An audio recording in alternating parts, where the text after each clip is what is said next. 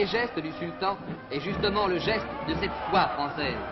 À l'heure où les problèmes de l'avenir se posent à la conscience du monde, Sa Majesté Sidi Mohamed Ben Youssef affirme de la façon la plus noble et la plus éclatante sa foi dans la pérennité de la France.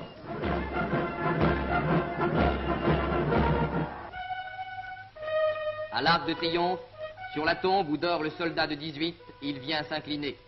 C'est dans cet hommage silencieux l'union de ceux, Marocains et Français, qui se sont battus contre le même ennemi, qui ont gagné la même victoire.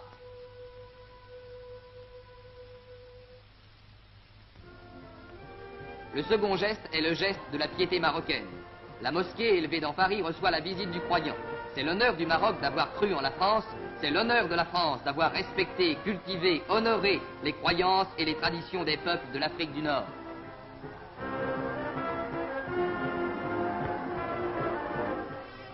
Après ces gestes symboliques, premier contact personnel. Au pavillon d'Armenonville, au bois de Boulogne, le sultan assiste à une réception intime donnée en son honneur par le comité France-Maroc, dont chacun connaît l'œuvre immense de compréhension mutuelle accomplie dans les deux pays.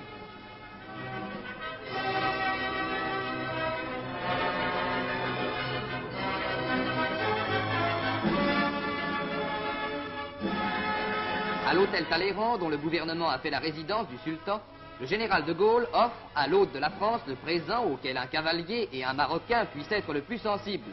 Un magnifique pur sang, descendant authentique des 3 chevaux arabes importés en Angleterre au XVIIe siècle et dont sont issus tous les pur sangs du monde.